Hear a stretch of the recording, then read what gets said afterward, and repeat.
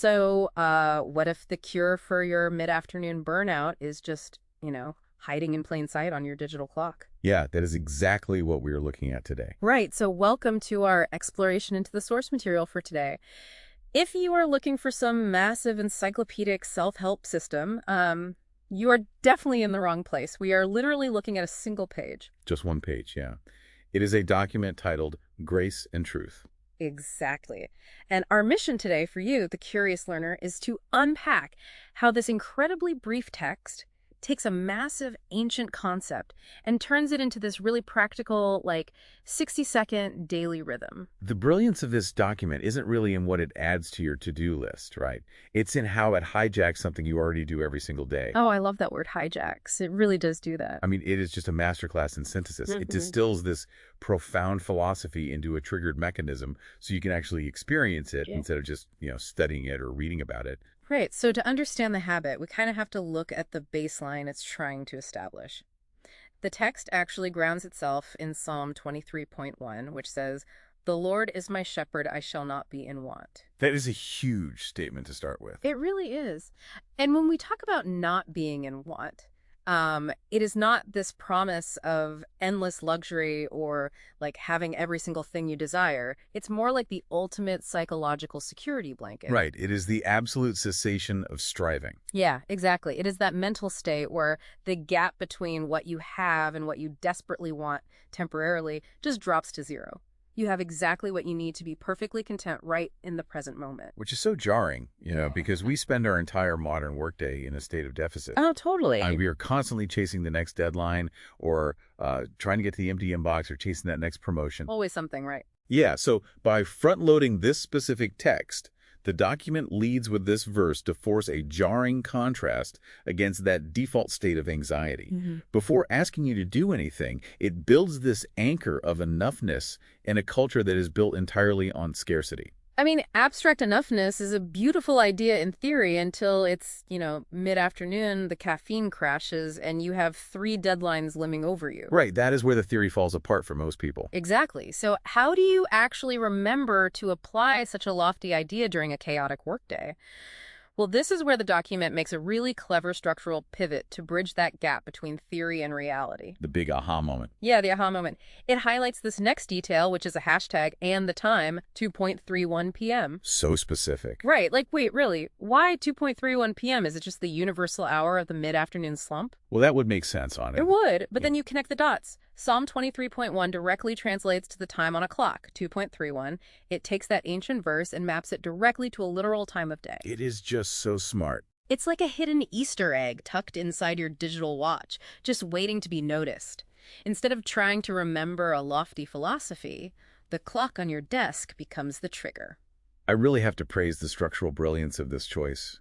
I mean, anchoring abstract wisdom to a recurring mundane moment solves the perennial problem of accessibility. Yeah, because you don't have to buy anything Yeah. new. Exactly. You don't need to carry a book around or download a new app or even set a special alarm.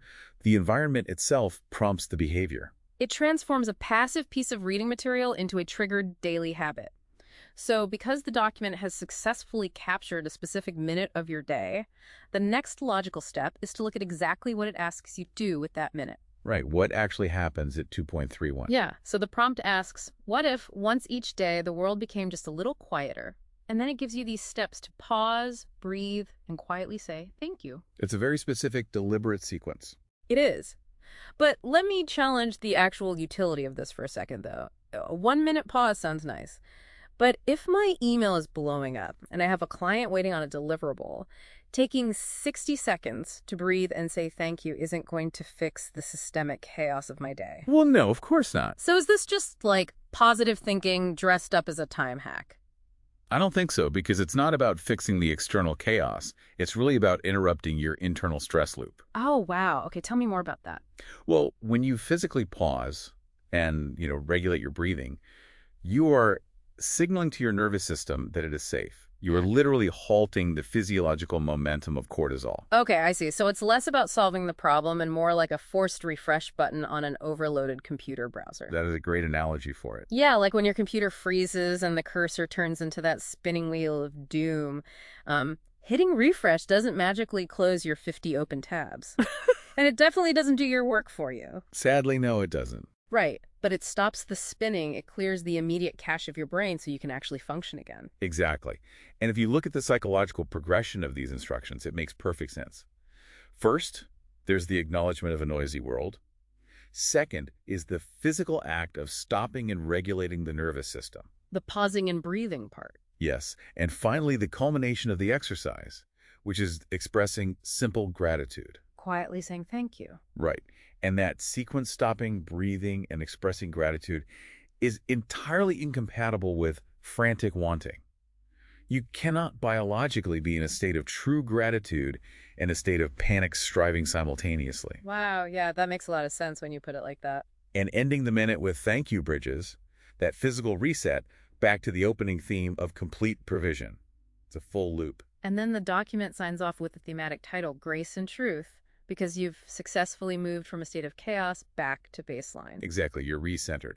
So, to kind of summarize this journey for the listener, we started out looking for a blueprint for a noisy world, and we found it in a single page. Just a few carefully chosen words, really. Yeah, it takes the concept of total contentment from Psalm 23.1 and cleverly maps it to the unavoidable daily occurrence of 2:31 p.m. Which happens every single day, whether you are ready for it or not. Right, and it uses that exact minute to prompt a physical and mental reset rooted in gratitude. It really is brilliant.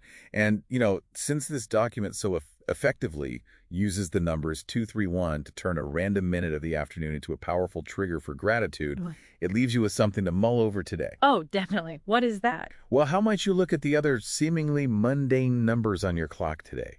I mean, what if every time you glanced at the time, it wasn't a harsh reminder of how late you are or how much you still have to do? That would change everything. Yeah, what if it was a secret code inviting you to just breathe and say thank you?